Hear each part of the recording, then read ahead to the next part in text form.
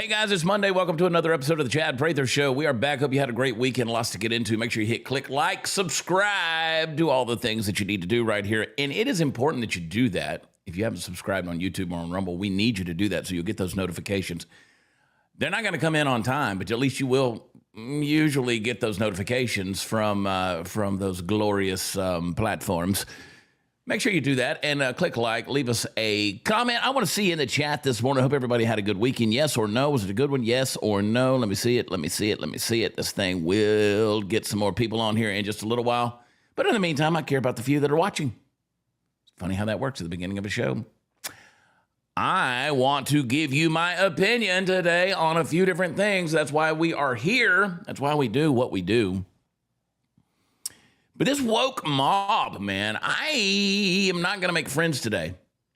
I'm not going to make friends today with even those of you who normally agree with me. Because I got to call out the woke mob. And there's something that we do to support the woke mob that I don't think we're thinking about. We're giving them energy. The woke mob's got a new ally, and it's females invading spaces they don't belong in. Yeah, I said it.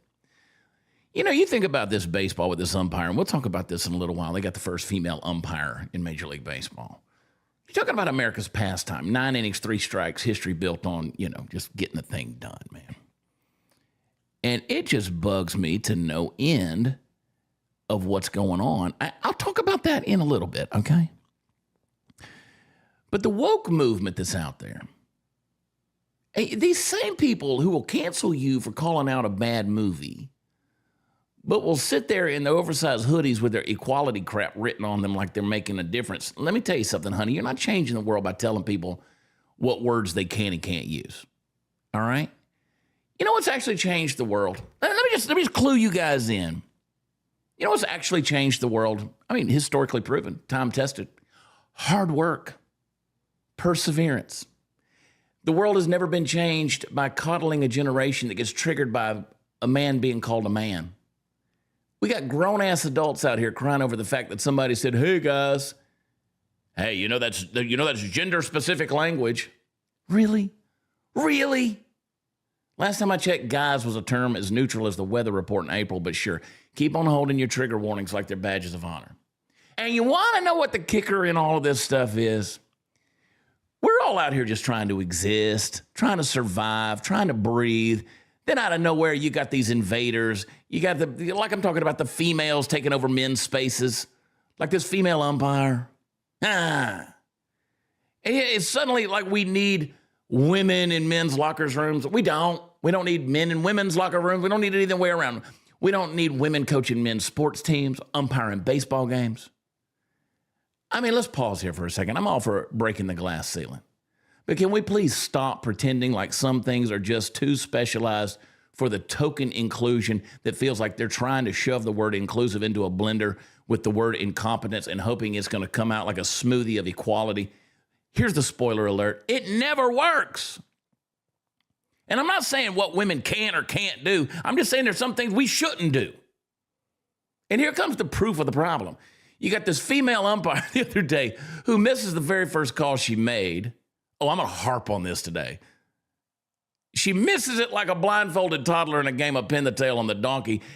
And, oh, that's cool. I mean, we're just supposed to pretend like everything's fine and dandy, like nothing's wrong with a woman in the umpire's chair when she's clearly not up to stuff. I'm just saying. You can make every call going forward right, but you missed the first one. I'm going to tell you what's wrong. Tell you what's wrong with our society with all of this.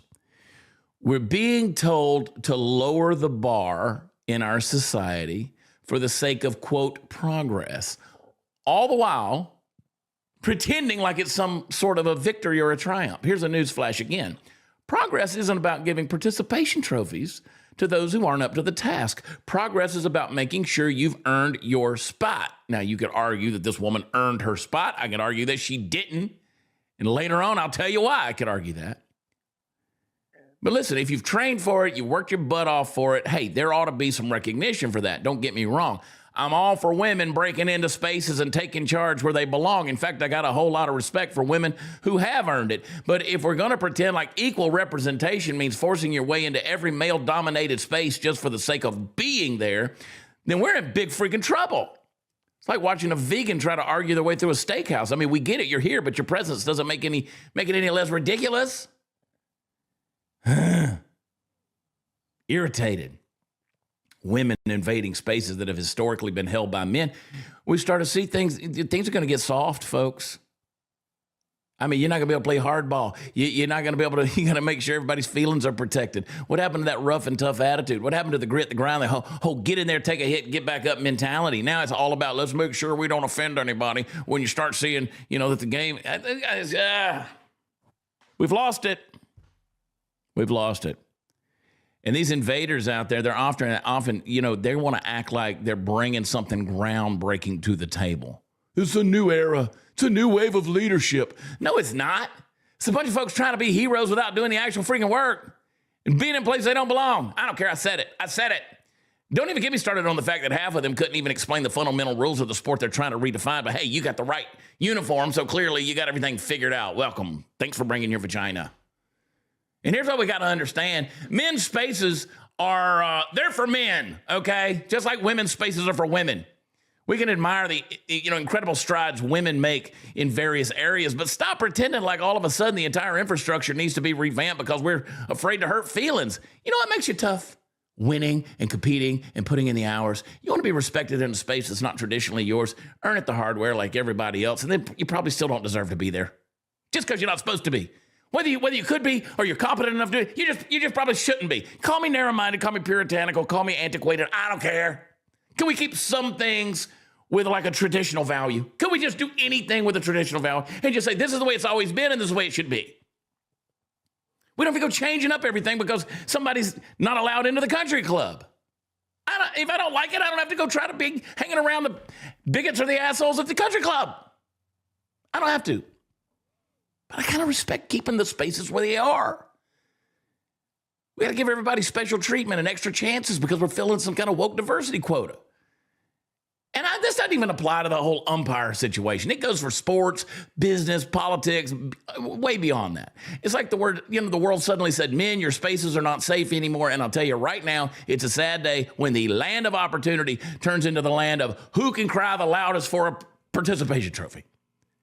So stop trying to break into spaces you're not prepared for, not even supposed to be in. Stop pretending like everybody owes you something for showing up. Earn your place. Respect the rules. Stop watering down everything that once was great about hard work, competition, and success. The problem with the woke crowd out there and the female invasion of men's spaces is not about women. It's about the toxic belief that the world owes us something just for being born. And that, folks, is the real danger. The world owes you nothing. Nothing. Me either. None of us. And let's be real. If you can't hang with the big boys, then maybe it's time you get out of the game altogether. Because we don't need woke. We need winners. We need winners.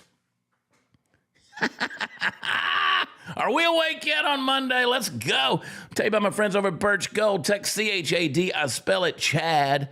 Text it to 989898. And they will send you a free, no-obligation information kit on how you can diversify into a tax-sheltered IRA that's backed by physical gold. That's right. That's the standard.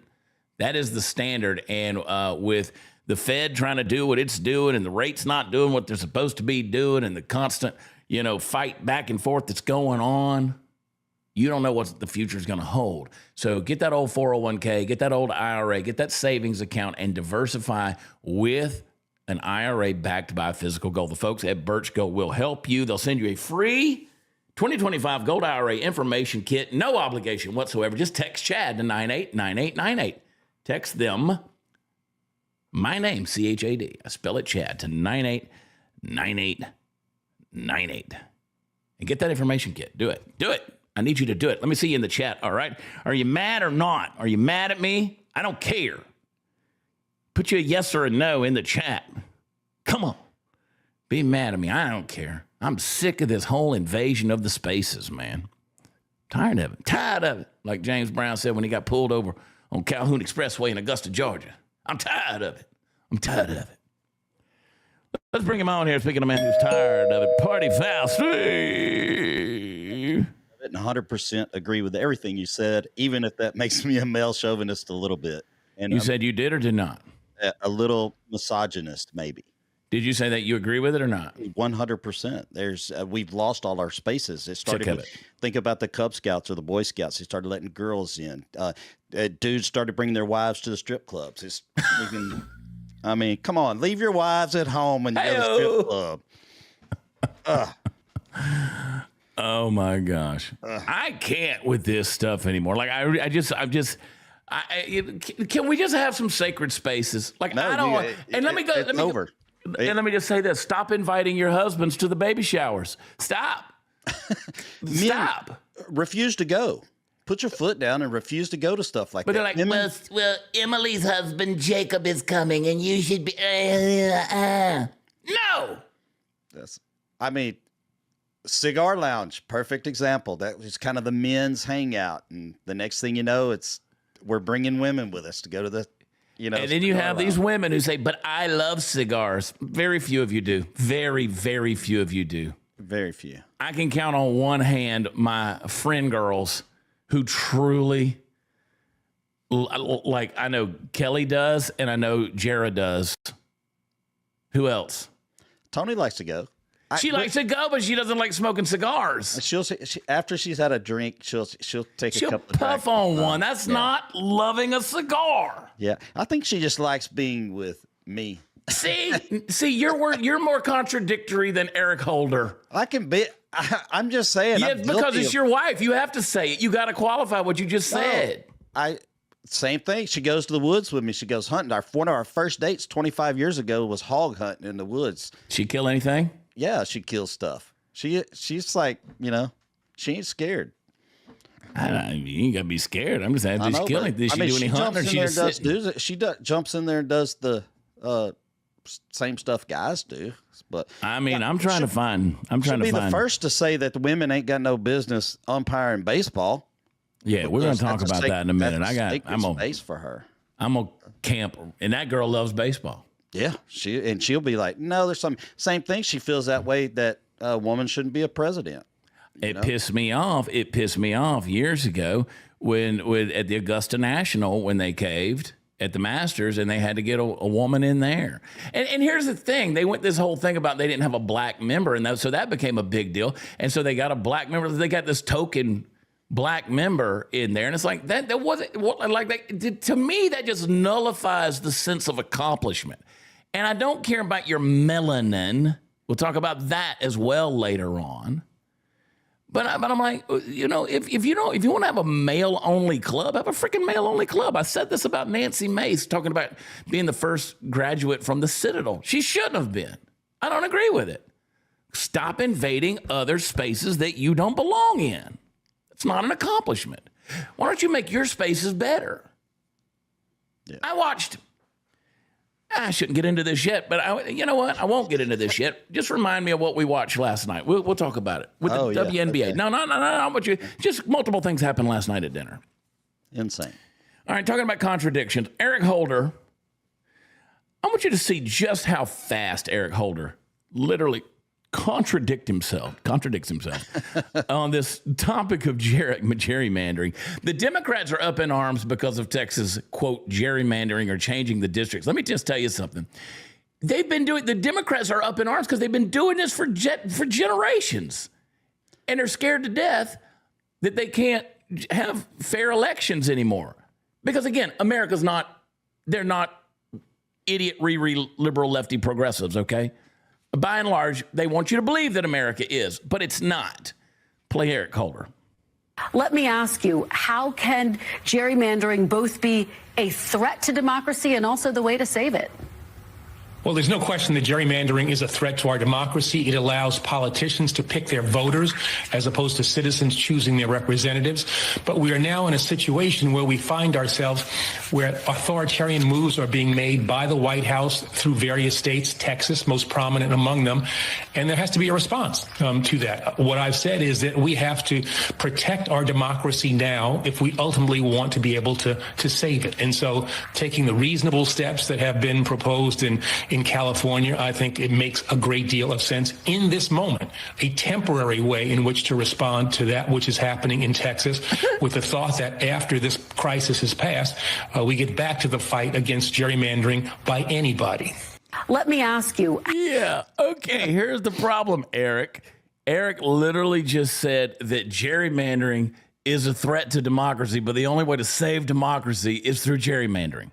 Yeah. And the thing about it is the Republicans are finally, after years and years and years of just taking crap or giving some of their own crap back to them, and they don't like it.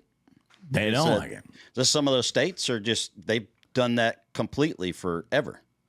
And so, I mean, let's not forget this is the dude that sold weapons to the cartels that got a Border Patrol agent murdered. But beside the point, in a scandal-free Barack Obama presidency. But these people, they can't get out of their own freaking way. They've been doing it forever. They can't even keep a straight face and lie to you anymore. They know what they did with gerrymandering. They drew those districts in those places. Just look at Illinois. Look at the whole thing. What was it that Massachusetts came up with the other day? Massachusetts came up with a deal where they were going to change all their stuff. Massachusetts doesn't have a single Republican House seat. There's like 5 states that way. Yeah. So but they came out the other day, and I'm trying to find that story real quick. It doesn't matter. They literally have no representation. No. Have you seen?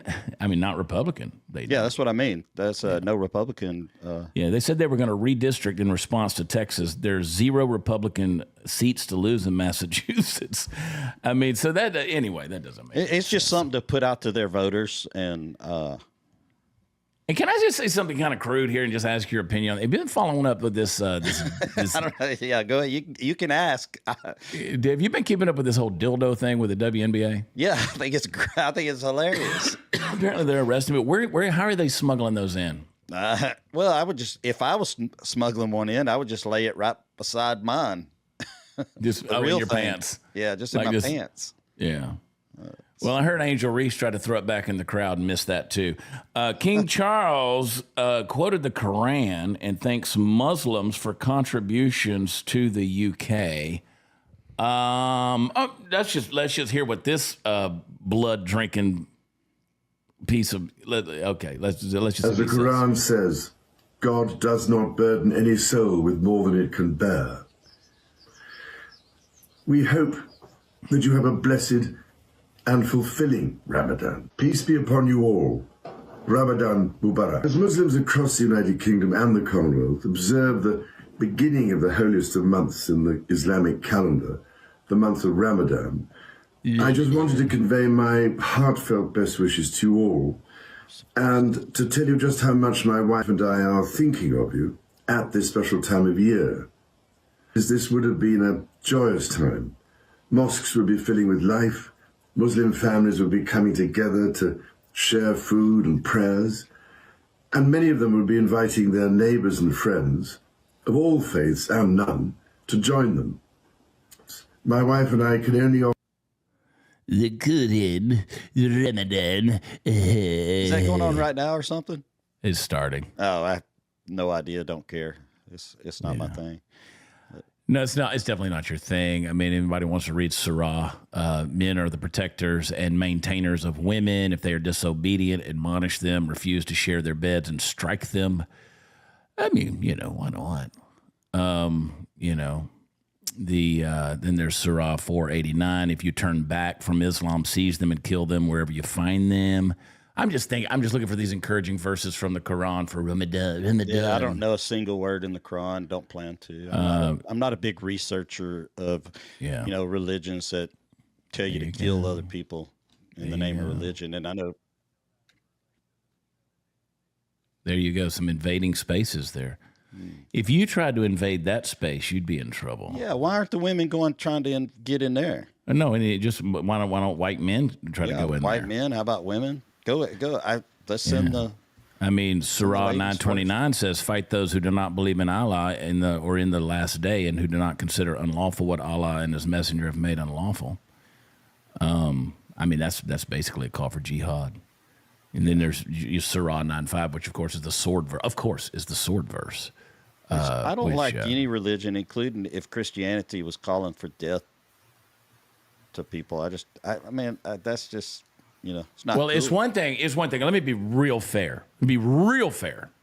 It's one thing to have an ancient text about how things were handled in ancient days, okay? Yeah. That's one thing. But when you still live by that level of violent command, that's a different story. Like Christianity is not pursuing that. We were talking about how you interpret people according to the times in which they lived. If you lived in barbaric times, then barbaric practices were done. But when you bring that into today, it's a different story. It's a different story. So you can read the Old Testament. There was a reason why the dietary laws were the way they were, because God was trying to keep his people safe and healthy. Like, don't eat catfish. Don't eat a fish that has skin on it, because they're bottom feeders. I love some catfish. We do, but back then they didn't know how to prepare that. They're eating trash. They were eating trash. Or, all these different things about, marital laws, or even tattoos. I love that when people talk about the tattoos. That is talking about making a tribal mark to a nation that worships another god.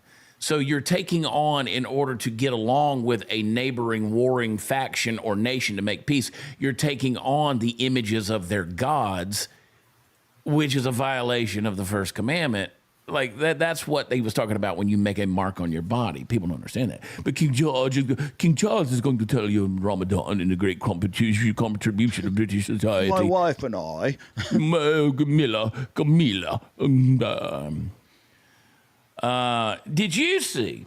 CNN told Bernie that he's second only to the Pope. You can't make this up. Something that I'm sure you have seen, a Gallup poll. Did you see this Gallup poll? Yeah. And what the Gallup poll found was that you are one of the most widely admired Americans. And I believe you're only second to the Pope. That's probably just an age. You want me to declare my candidacy for Pope? I don't think that you're eligible for a lot of reasons. Then I won't do that. I watched you tonight. I've watched you for a very, very long time.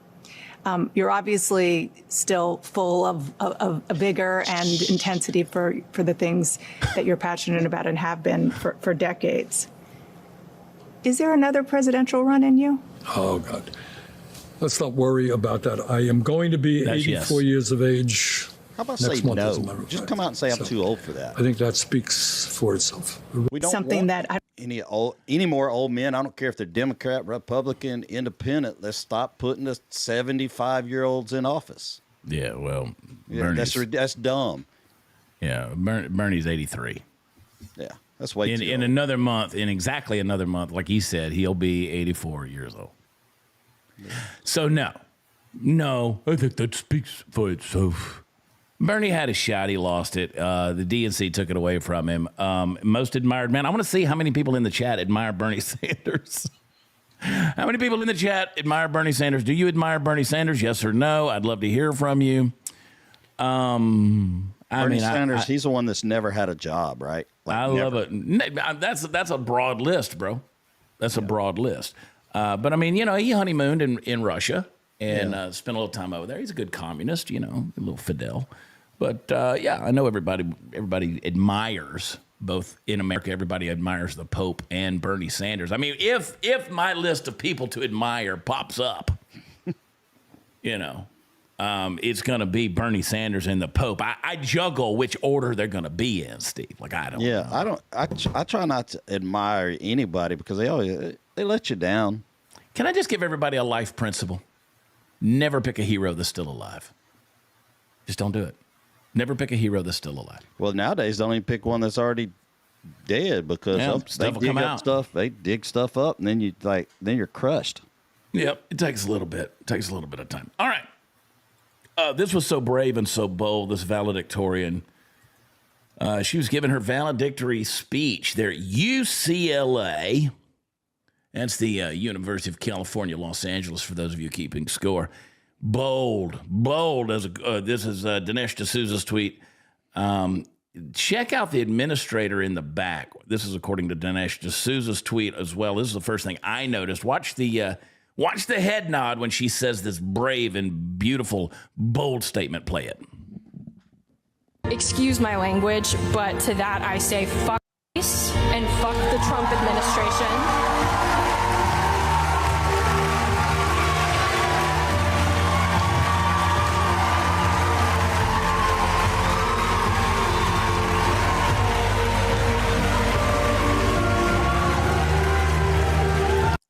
so brave. I guess he's going straight into being faculty at one of those universities, right?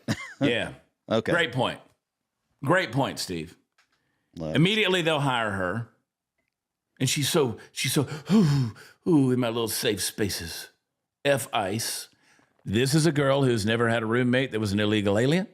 Her family's never brought in anybody. They've never had to deal with anybody. I went a little toe-to-toe this weekend with someone on social media who wanted to talk about Trump. Because I was at the Trump Westchester in New York over the weekend. Chloe Castillo put on an incredible event for Make Music Right. I'm on their advisory board. And we were up there. Laura Trump was there. Chris Macchio was there. Chloe Castillo, various others. It was a fantastic event launching a gala for Make Music Right. And we were at beautiful Westchester. I stayed in the Bryson DeChambeau suite. I mean, you walk out the door and you're on the golf course. It's incredible. You cleaned up real pretty. I put on the tuxedo. I was nice. I was looking nice. And people can say what they want to say about Trump. Let me tell you something. The guy knows how to build a place. He knows how to put a place together and run a resort. It's fantastic. People don't stay there. It's a private club, but they do have rooms for certain special guests. I happen to be one this week, right? And I probably shouldn't have invaded these men's spaces, but I did go into the locker room there, and there's very first locker, as you would expect, there's Donald Trump's locker and Don Trump Jr.'s locker. And then there is Rudy Giuliani's, and there's Tom Brady's, and there's Bryson DeChambeau's, there's James Patterson, the author. The list goes on and on. There's even Barron Trump's got a locker in there. So I took a picture with our Make Wellness stuff in front of Trump's deal. I said, for high performance people, you should be taking the focused and the energized and the hydrated and so on, the calm. And this lady, 34 times convicted pervert, felon, rapist, he's sexually harassed. And I'm like, You're going to be judged by God, Chad, for defending a pedo rapist that did not take care of little girls. And, he abused little girls. I was like, all right, I want you to say the names with me. Laken Riley, Jocelyn Nongare. And I listed them all off. The people who have been murdered, ladies who have been murdered, girls who have been raped and murdered by illegal aliens in this country. Raped and murdered in this country because of the Biden administration and their policies. So I'm sitting here saying, why aren't you going to call that out? Instead of accusations of what Trump might have done 25, 30 years ago, why don't you call out what we know the Biden administration did with these illegals coming in here? And then you're going to have a young girl like this. That could have been Laken Riley at the University of Georgia. Could have been Laken Riley. But no, this is another female at UCLA. Laken Riley doesn't get that opportunity to go to a graduation. She doesn't get to hear a valedictory address or even give one. And let me tell you why, because the guy crushed her head with a rock while she was on campus at the University of Georgia.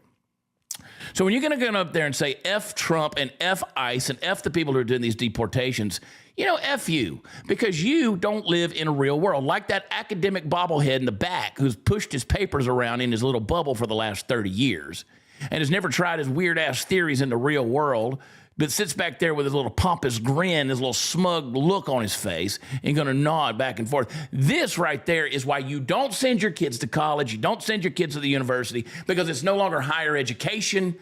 If it ever was, it is brainwashing in communism and Marxism. And so these people do not understand critical thinking. There is zero common sense. There's zero life experience on the part of this girl.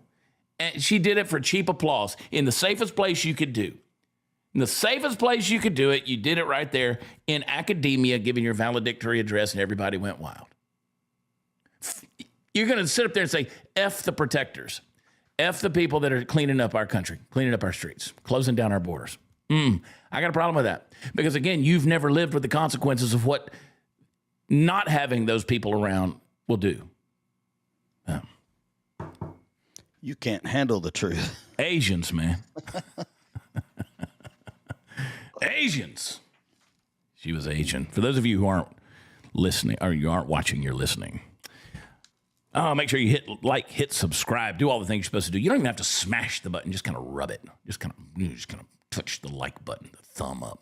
the thumb up. Leave us a comment there in the chat as well as in the hard comments down below. Let me tell you about my friends over at Allied Oilfield. Allied Oilfield, they are industry leaders back for the last 2 decades. They've been rocking and rolling over there in West Texas. Make sure they build the equipment so we can drill, baby, drill. The oil and gas industry, the trucking industry, all of those industries that they run on Allied Oilfield. So check them out, alliedoilfield.com. If you're in that industry, you need something built, you need something bought, go check them out, alliedoilfield.com. There's some pretty cool folks over there, and they have been industry leaders and innovators for a long time. If you got a concept you need built out, I bet they can help you with that. So if you're imagining that piece of equipment that needs to be put out there on the road or in the oil field, out there in the patch, check them out. Go to alliedoilfield.com. 1-855-EQUIP-US. I like that. Levelland, Texas. Levelland, Texas. Because it's level out there. It's level. I always want to say Neverland.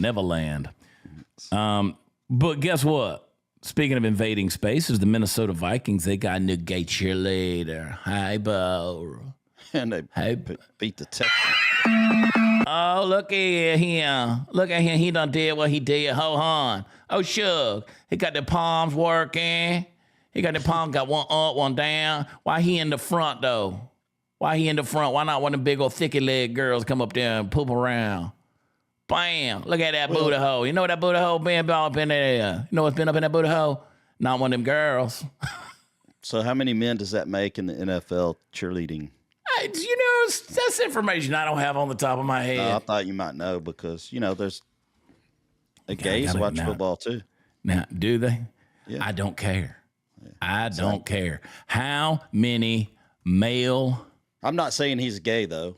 He is. You can't tell he's gay by looking at him. He's gay. He's wearing a dress. I can tell that he's gay. Are in the NFL. Let's see. Let's GP chat it. Let's see what it says. It'll probably say it can't answer that question. This morning I was on my walk. I had my little weighted vest on. I'm walking around and I'm sweating and I'm asking questions of Chat GPT and it's like, we can't answer that. And I'm like, who's we? And yes, you can. 11 teams as of 2024 have made put male cheerleaders in the squad. Yeah. See? Didn't you? One of your best friends was a male cheerleader. We went to high school together. That's right. Went to high school with him. And he was a football player and he was a cheerleader. It's one thing to be a male cheerleader on a male cheerleading squad. So the NFL doesn't have that. Okay. NFL has gay people. It's one thing to have on college squads where you pick the girl up. That's literally one of the smartest things you can do as a heterosexual. Yeah, probably so. You get to pick these girls up and flip them around. And you get to be the best friends. Y'all get to have pillow talk on a row. I'm sure some of them is gay too. I know they is. Get to put your thumb right on the tack. Right in the middle. Push the like button. Push it. I do want to say I appreciate everyone joining me before the noise this morning, before Party Style Steve corrupts my mind and takes me down a road I don't want to go. But the inclusion of male cheerleaders has been a positive development, with many teams recognizing the value of diverse talents and perspectives in their cheerleading squads. Okay, so go back to that clip where Fruity's doing the backflip and tell me what he's doing. Now it looks to me like he's not doing anything that the other girls on the squad can't do themselves. All right, so here we go. He gonna flip it. He gonna flap it. He gonna pom-pom. He gonna shake it. He gonna twerk it. He gonna bump it. He gonna wooka. Spirit hands. Yeah, girl. Pick it up.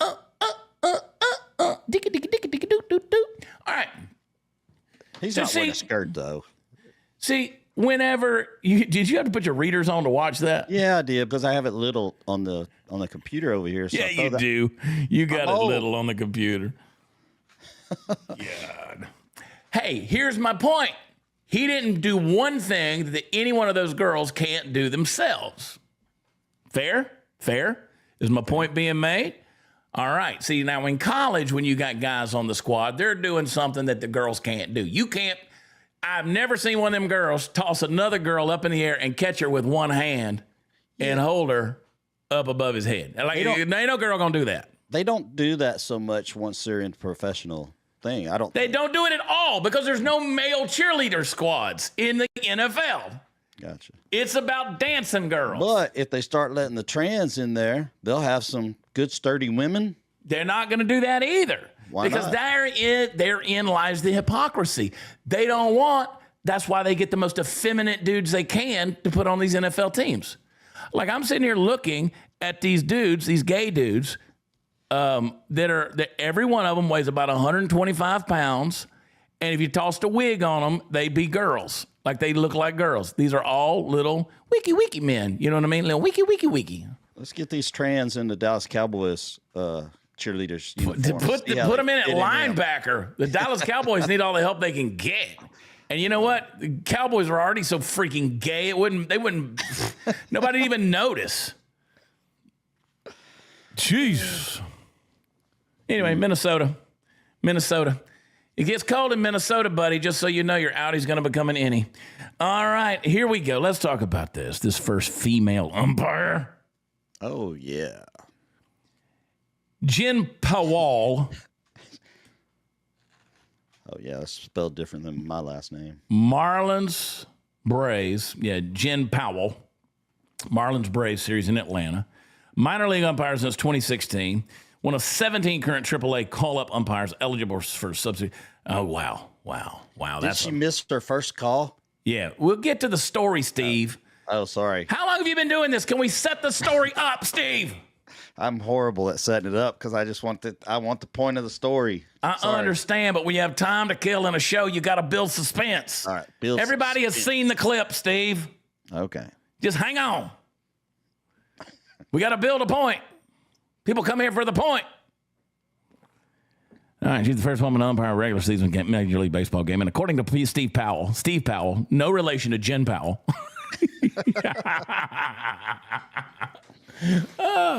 She missed her first call. And this is why this is significant.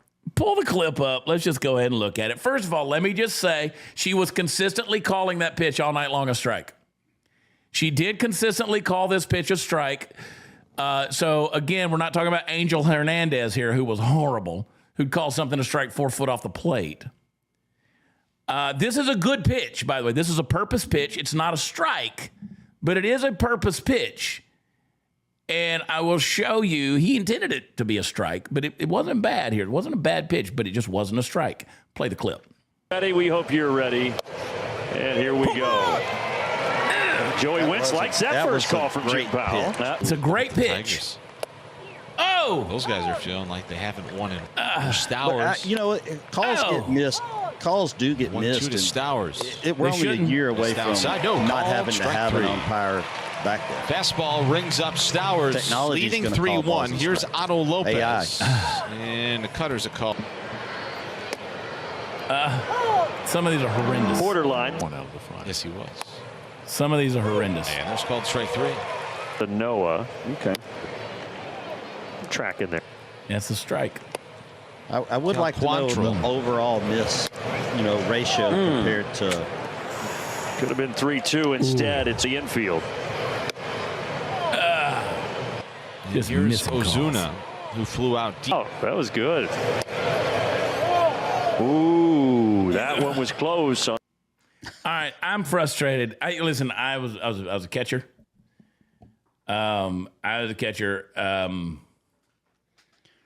This frustrates me. I'm appreciating the framing that's going on here of the pitches. On a few of those, she was off because she was getting fooled by the catcher's framing. So 77 out of 87. That's ball 0, ball 1, ball 2, ball 3. She's pretty good on ball 2. On the balls and strikes. I do like to watch a good catcher in action when he can move that glove or turn that glove just enough to catch that, that outside pitch where it still looks like a strike. Yeah. There's an art to it. They practice that. I mean, there is a skill and an art to it. Not great here. 91%. That's our first time. I don't care. Majors. The point is, it's her first time. The point is, it's her first time. You want to break through the ceiling. The very first pitch that comes out is a ball 3 inches inside of the plate. And you call that a strike? It's not good. Yeah. And it's your first game. And you're going to pop off at, low 90s in the percentile on your balls and strikes. Hey, where does that fit on the average on the? Because I know they keep the stats on. Don, it doesn't matter. It's 100% for women. It's 100% for women. It doesn't matter where it fits in on the average. It's 100% for women. See, she's a woman. You don't miss the first pitch. And you don't, I mean, again, I'll give it to her. She was consistently calling that one pitch that was on that part of the plate, the right side of the plate. It was just off. But then some of those were egregious. Some of those were egregious. And here's my point. Up early watching tape this morning or yesterday? No. They weren't up. They watch it immediately following the game. They go back and they watch it immediately. The league makes them immediately, the team, they watch that immediately following the game. They go back and they look at every highlight. They look at every play, everything. As it's sped up, they're not watching the whole game. But they go in because they're judged on that. They can get penalized. They can get fined. They can get fired. All of those things can happen. I had some pinhead bot on social media today say, oh, you're a baseball expert now. Actually, I know it quite well. You should probably research the person you're trying to troll. I know it quite well. And they go in and they watch that. And if she consistently keeps up these numbers, now we'll see what happens. Because of these kind of percentages, you wouldn't stay in the league. Now, you can't look at a guy like Angel Hernandez, which that's a frightening fact that guy had a career for as long as he did. But again, he was tenured in there, sort of like that pinhead shaking his head when she said F ice at UCLA. And this is how DEI starts. And then the next thing you know, the standards keep getting lower and lower. You can't get rid of them. Before you can't get rid of them. She's probably here to stay, and there'll be another one. There'll be another one. Well, it's just like you start seeing the female, referees in the NBA. Now it's not even a thing anymore. They're just there. Yeah. Right? They're just there. And whatever, I could care less about the NBA. And ultimately, you know what? If this is what you're going to do, here's it. I just don't. My thing, the overarching deal is, listen, professional sports are dead. You talk about gay cheerleaders. It used to be about gladiators trying to bust each other in the mouth and, knock each other's heads off, and the girls danced around in their tight clothes and their short skirts. And that was America's Coliseum, the NFL. Now you can't hit the quarterback. You can't throw anybody to the ground. This is just atrocious. I just go back to the history of baseball. Baseball is America, right? When you think about baseball, when you really think about baseball and you think about what that means, America's pastime, as I said earlier, the first female umpire in the majors, right out of the gate, first pitch, first call, is wrong. I mean, see, this isn't about whether women can umpire. This is about the major leagues shoving a PR stunt onto the field and treating one of the most sacred positions in the sport like a diversity hire instead of a job that decides the fate of the game. There's a lot of changes in baseball that have happened in recent years that I don't like. Do you think there's a bigger deal being made out of this than there was when they started having NFL women refs? They shouldn't have had that either. They almost snuck that in, just kind of eased it into us. Well, I said some things about that, but I just say this. These days, the problem I have is people don't earn their way into history anymore. You just trend on social media. So if I say guys like Ty Cobb was a mean son of a bitch. He sharpened his spikes so that if you stepped on second place trying to get him, he slid in second place. If you stepped on second base and he was sliding in to bust up a double play, let me tell you something, you were going to get cut.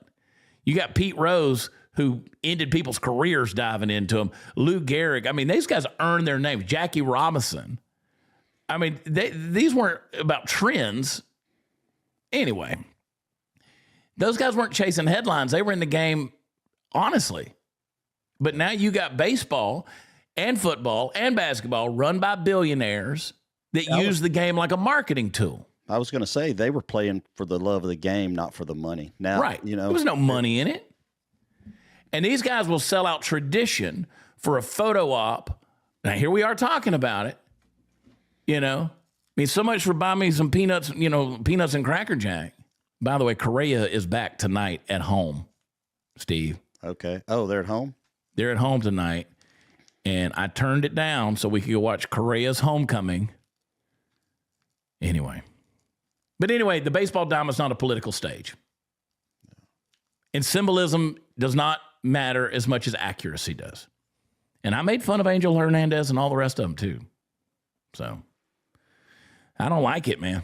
I don't like it. You know, men's baseball is one of the last sacred spaces in sports.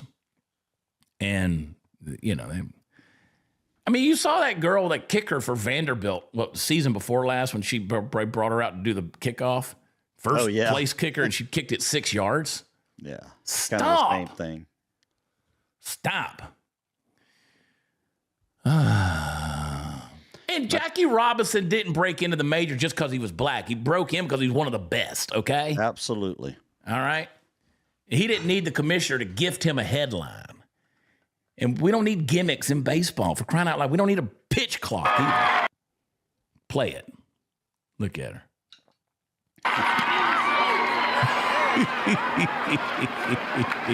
And the kick down at the 35-yard line. Sarah, get off the field! That looks like something I would do. And I know what people say. People say, you couldn't do it. I wouldn't try to do it, dummy. Know your limits. I know what I can and can't do. That's the whole point. She kicked it. She flubbed one 18 yards. Come on. And you're right. And that's what sucks, Steve, is they're going to make it where AI is going to be calling baseball games before long. Yeah. At this point, if they need to just go ahead, I think they're ready. I think they can do it. I mean, I hate that. There needs to be, and let me be fair, there needs to be the human element of error in the game. Yeah. I didn't like I guess it's a good thing when you talk about, replaying the calls and stuff like that. And I don't know. All this change of tradition, like when they put the second base, the second actual base behind first base on college baseball fields, it's got two bases at first base so people don't get hurt. I'm like, even that, I'm like, oh. It takes away from the whole thing. But integrity of umpires and stuff in the past has always been questionable. And it comes down to, we're going to go back to money and the gamblers and the bettors and stuff like that. They do bet on baseball and football and all these sports. They want accuracy that's not determined by man being able to be manipulated. Yeah, that's true. There's an argument to be had both ways. All right, Trump's talking about federalizing. That's right. The federalization of DC. Because it's just out of control. It's being run by 14, 15, 16-year-olds that are doing nothing but violent gangs, bloodthirsty criminals robbing the homeless people. Trump said he's getting rid of the homeless. Play a little bit of this clip. Purpose, very serious purpose. Something's out of control, but we're going to put it in control very quickly like we did on the southern border. I'm announcing a historic action to rescue our nation's capital from crime, bloodshed, bedlam, and squalor, and worse. This is Liberation Day in D.C., and we're going to take our capital back. We're taking it back under the authorities vested in me as the President of the United States. I'm officially invoking Section 740 of the District of Columbia Home Rule Act. You know what that is? It's going to kick them back to the placing the United D.C. States. Metropolitan Police Department under direct federal control, and you'll be meeting the people that will be directly involved with that. Very good people, but they're tough, and they know what's happening, and they've done it before. In addition, I'm deploying the National Guard to help reestablish law, order, and public safety in Washington, D.C., and they're going to be allowed to do their job properly. And you people are victims of it, too. You're reporters, and I understand a lot of you tend to be on the liberal side, but you don't want to get mugged and raped and shot and killed. And you all know people and friends of yours that happened. All right, let's stop it right there. So you can be all right, so basically anything you want. Trump is coming out and he's saying we're going to federalize this. Now the big discussion out there is can he do it? Constitutionally, can he do it? Yes. The answer is yes, he can. It's Washington, D.C. is not a state. It's not a state. It's under the federal government's rule. Yeah, right? It is a federal district. It's governed by Congress. And Congress has the authority to grant, it has the Article 1, Section 8, actually. They can enforce what happens there. And the president has the authority to federalize the National Guard under certain conditions if he has to restore law and order. And, you know, Brian Krasentine's like, yeah, you can't do that. We don't need the National Guard. I think we do. I think in a situation like that, I don't like federalization of anything, but D.C. is federal. It is federal. It's already federal. You're not federalizing it. It's already done. And people keep saying, if this was a Republican area or a Republican stronghold, would we be mad if Biden or Obama were doing this? Well, first of all, it would never be a violent criminal shithole if it was under Republican governance. It wouldn't be that. But this is what happens when you have an area, a district, that is being run by bureaucrats like D.C. They're always going to be infiltrated by liberal progressive rereads who are going to run things. And what's his answer? What's his answer to the homeless problem? Well, he said over the weekend, we were going to move them out. We're going to get them off the streets. We're going to find a place for them to live, but it's not going to be in the streets there in D.C. I mean, Trump's pretty serious about making D.C. look like something special again. Yeah, as it should be. You know, people were losing their minds over the Rose Garden thing because he plowed up the Rose Garden, Jackie Kennedy. No, the roses went around the green area, and when you had a press conference in the green area on the lawn, it turned into a muddy mess. So he put down pavement there. They were like, he's making the White House look like Mar-a-Lago. Well, I was just at Trump Westchester. It's pretty damn nice. Yeah. Pretty damn nice. But you can still have the roses around the pavement. You can still have the roses around there. You're not walking in a mud hole. And the $200 million ballroom he's wanting to build. Trump's pretty serious about cleaning up the Capitol and not making it a cesspool. And think about it is he's not doing it for himself. He's doing it for the people. He's only going to be there for 3 more years. And he's doing that for the people. He's not just doing it for himself. Well, again, Brian Krasentine's talking about he shouldn't do the National Guard. Take your skinny little ass down there. You go downtown at midnight, and you let us know if you'd like a little National Guard help whenever they're carjacking you, buddy. I mean, these people, they talk from their basements, their little bubbles. Judge Janine Pirro totally goes off. She can go off. She can go off. Play this clip. Thank you very much, Mr. President, and thank you, Madam Attorney General, and to all my partners here. We all want the same thing. We all want a safe city. We want a safe capital. We want to be able to bring our families here. We want to be able to come and enjoy the history that makes this place great.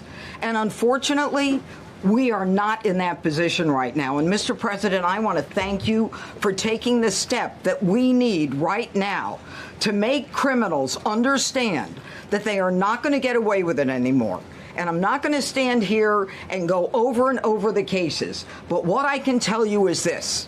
I see too much violent crime being committed by young punks who think that they can get together in gangs and crews and beat the hell out of you or anyone else. They don't care where they are. They can be in DuPont Circle, but they know that we can't touch them. Why? Because the laws are weak. I can't touch you if you're 14, 15, 16, 17 years old and you have a gun. I convict someone of shooting another person with an illegal gun on a public bus in the chest. Intent to kill? I convict him. And you know what the judge gives him? Probation. Says you should go to college. We need to go after the D.C. Council and their absurd laws. We need to get rid of this concept of, no cash bail. We need to recognize that the people who matter are the law-abiding citizens. And it starts today. But it's not going to end today, because the president is going to do everything we need to do to make sure that these emboldened criminals understand we see you, we're watching you, and we're going to change the law to catch you. And my final note is this. These kids understand that the jurisdiction is through the State Attorney General, Brian Schwab. I did a poster of the young man from Doge who was beaten bloody with a severe concussion, a broken nose. And then I did a poster of what happens to those kids, because I can't arrest them, I can't prosecute them. They go to family court, and they get to do yoga and arts and crafts. Enough. It changes today. Thank you, Mr. President. Amen. I mean, go after them. 13 and up, if you're out there doing anything violent, crime, violent in the least little bit, treat them as an adult. No more arts and crafts. No arts and crafts. No yoga. You do the crime, you do the time, right? I'm telling you man. Because at 13 and 14 years old, and you're already out there doing violent crime towards people, you ain't stopping. DC's a freaking war zone, dude. Yeah. It is a war zone. And I'll have more to say about that later on. Maybe we'll put out a little special clip about it. I love your special clips. Need more of them. We'll do a little special clip about it later on. Yeah. Grandma's coming to fight you, Trump. I guarantee she climbed right out of her Subaru and made this clip. Play it. You know what? Kamala was right. We all knew she was right. What this regime is doing in Washington just seems like all we can do right now is don't give up, but we have to wait it out. I don't know what else to say. I mean, is everybody going to just go to the streets and fight everybody? That's coming. And you should be scared of that. Really? You should be, because I think the majority of the country voted a different way. I mean, 77 million people said we don't want what Kamala Harris had to say. She wasn't right. And is it coming to the streets? I know there's some people out there that don't like Trump at all, but at the same time, there's certain aspects of things they like about what he's doing. I've heard it from them directly. Coming to the streets. It's coming to the streets. Coming to the streets. They've done it in the streets. We had to put up with that crap there, too, when they were burning their cities to the ground. Burn them. Burn them. I mean, they did all that, and, they've threatened violence, and, man, they beat the ever-living piss out of Big Balls. Big Balls got beat up, man, and Trump said, no more. Mm-hmm. We're going to federalize Washington, D.C. Now, and again, I don't like, and here's the thing. Here's what I alluded to this earlier. People aren't talking about, being whatever.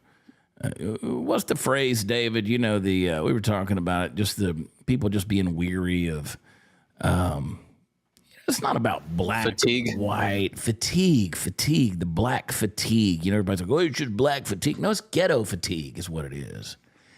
And hang on, Steve, I'm gonna get your take on this, because it's white trash fatigue too. And let me just say, you can't have nothing with white trash around. Our little spot where we like to go have dinner a couple nights a week and watch the ball game. Yep. The white trash started in there last night. I'm tired of it. The dude comes over to the girl. We sit at the bar, comes over to the bartender. She's just as sweet as she can be. And he's like, I need to talk to the manager. I forget to talk to the manager. I want to talk to the owner. And she's like, the manager doesn't want to talk to you. He goes, I'm talking to the owner. She goes, you want to talk to the owner? He goes, well, see, that's the way it works. Yeah, he started mansplaining to her how processes work. That's the way it works. If I can't talk to the manager, I go to the owner. Well, what the guy had done, she had cut him off from his bar tab because he had too much to drink. Big, fat, white piece of blah, blah. And there's a lot of that around here. And he just decided to start smoking a cigarette. Well, you can't smoke in there. She had told him you can't smoke. A couple times he lit up a cigarette, so she cut him off. That's what he was mad about. Next thing you know, there's about to be a full-blown white trash brawl going on the other side of the restaurant because he's barking at all the waitresses and everybody, and now other white trash is going to come to their defense. And I'm like, everybody's tired of this. Yeah, everybody's tired of the sagging pants, flat brim, hat crooked, and I'm talking about the white people. I stayed in my seat for the most part. I did get up and kind of lean over. Yeah, we got up, walked around there and looked. Yeah. But I'm just tired. I'm tired of it. I mean, we're tired. We live in a classless society.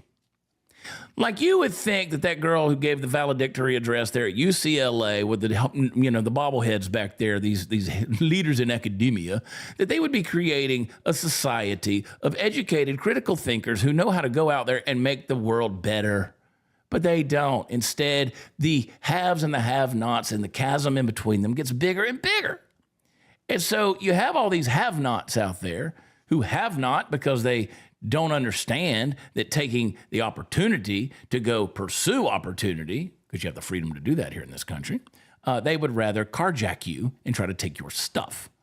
So we have this massive chasm. You have the cultural and academic elites up there who bring nothing to society, and then you have the white trash and the black trash and all the trash down here at the bottom who are just turning everything into a shithole. And none of them are doing anything for society that's worth a flip. But you have those of us in the middle with a little bit of common sense who are working our butts off to try to build a family, try to build a life, own a little property, retire one day. Birch Gold, text Chad, 989898. Just trying to do all these things. And we're caught between the elites who look down their nose when condescension and the people that will just take everything in a smash and grab culture and take everything you got without any consequence whatsoever. So you know what? I'm not for federalization. I'm not for all that. I don't like those kind of things. But you know what? If that's what we got to do in D.C., then do it. Now, it doesn't affect me because I live somewhere else. But I know I don't like walking down the street in D.C. when I do go there. It starts there, and then it trickles out from there. I don't like walking down the street in any city anymore. I was in White Plains, New York last couple of days. Walking down the street there. Head on a freaking swivel. Everywhere. Everywhere I go, head on a swivel. You know why? I don't trust anybody. And you shouldn't trust anybody. Because you can't trust anybody. Because we live in a society that's lost any form of values. And those who claim to have the education and have the ability and have the entitlement and have all of the equipping, they're not doing anything for society. They're just sitting up there saying, F Trump and F ICE. Well, aren't you a world changer, honey? Aren't you a world changer? Look at you. Look at you. You've done nothing to better the people who are migrants down in Nicaragua, El Salvador, Guatemala. You've done nothing to give a better life to people down in Mexico or anywhere else in the world. Haiti, you haven't even worked in the inner city. You haven't even worked in the inner city, girl. You don't know what you're up against. But F Trump. People are sick of it. Steve, we had a good time on Wednesday night. We were over there with our friends, the PVF Roundtable. Yeah, that was a great event. I had to think what day of the week and where we were at because it was a crazy week. They invited me in to speak and had a blast with those guys. Pipe, valve, and fitting industry. They're an organization of professionals in that. They had, 450 people that were in that thing, had a big, long networking happy hour before the dinner, and then Chef Moses down there in Houston, incredible dinner. And they let me get up and talk for about 20 minutes, and I just had a blast with them, man. And so I want to say thank you to those guys for letting me come out. They do those events, I think, every quarter or something like that. They got a ton of other events coming up. I said, if y'all are fishing or shooting clays or playing golf, I said, I want to be a part of it. Yeah, but I had a blast with them. I met a bunch of the, sales guys throughout that industry there. And you talking about sales guys because they, because you're there, they think that you're, I'm just walking around. They think you're part of, like a sales guy for some other company, and they come up and they start talking to you, and it's just like they're salesmen, so they're able to talk to everybody in the room. Yeah. It's like better than me. No, they've had like Governor Rick Perry. They had last year. I think they've had Craig Biggio. They had Terry Bradshaw there. Mike Rowe. They've had Mike Rowe, and then they had me, and I was like, are you sure you know what you're doing?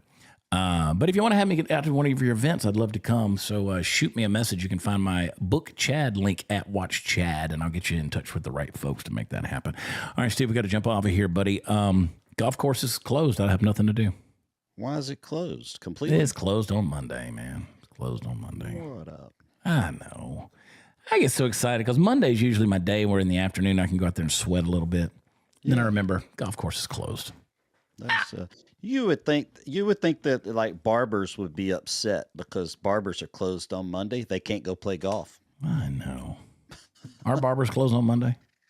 They used to be. I guess I don't know if they are. Yeah, I guess because they need not 2 days off. anymore. Nobody's closed ever anymore. Except Chick-fil-A. Chick-fil-A is the only one that said, you know what? We're not doing it. We're not opening. And let me just say this before we get out of here. And by the way, our Before the Noise, my Before the Noise messages in the morning, at 7 a.m. Central, it's crucial that you share those. Please share those. Help me. Today, I'm going to load them over to where podcasts are found. So you'll be able to search the Before the Noise podcast and you'll be able to listen to it. Okay. So you can watch it, YouTube, Rumble. You can also get it where podcasts are. We're going to put that out there today. I'll go back and reload last week's, but share it. It's crucial that you share it because I think it's an important message and I think it's a lot of fun. But I got to complain. I made an appointment to go get a haircut Wednesday before we went down there with the PVF roundtable. And they sent me a message and they said, you can leave your house now and come because we will be ready for you in 15 minutes. I got over there and the girl, she got over there. She got a little clicky-clack fingernails on, click, click, clack, clack, fingernails like this long. She on there, click, clack, clack, click, click, clack, clack, click. She said, what's your name is? I told her, hey, you going to have to wait an hour. And I said, I ain't waiting an hour. I ain't got time to wait an hour. I said, you just sent me a text message that said, she said, is your name on that TV? I said, no, but it's right here on this text message you sent me. It said, be here in 15 minutes. So I had to walk 3 doors down to the Great Clips and do it down there. Yeah. I don't have that much hair to cut. I mean, there's nothing there. Just buzz it up. There's nothing there. Just buzz it right on down. I think we went full bald. All right, Steve, tell them where they can find you, buddy. You can find me at Partyfoul Steve on all the social media. Join my Make Wellness team. There's a link somewhere on any of my pages. You can get there. Make Wellness is killing it. It is. If you are not an affiliate yet, or you have become an affiliate and you have not purchased the launch box, if you will do that, our buddy Wes Bewley will buy you a ticket to next month's 2-day conference in Fort Worth at the Gaylord Texan. Steve, don't worry, yours has been purchased, okay? I got the email yesterday. Thank you. I even purchased your hotel room. Don't you worry about it, Steve. I got you. Yeah. I got you. All right, we're going to jump off of here. Go to watchchad.com. That's where all the fun stuff is. Make sure you click like, click subscribe, share this episode. If you had any fun with it, let us know. Put a comment down below. Also, go to where podcasts are offered. Leave us a 5-star rating. That's what we deserve. Sure, why not? And a review over there. Let's climb those charts. Happy Monday, everybody. It's going to be a good week. I guarantee it, man. We can't wait to see you again tomorrow on the Chad Prather Show, as well as... I will be in Fredericksburg, Texas with the Ragamuffins this Friday night, the 15th. Get your tickets now and come hang out with us again at the Rock Box Theater. Always a lot of fun there in Fredericksburg. So I love you. God bless you. Get the info at watchchad.com. Talk to you in the morning for Before the Noise. See you then. Bye.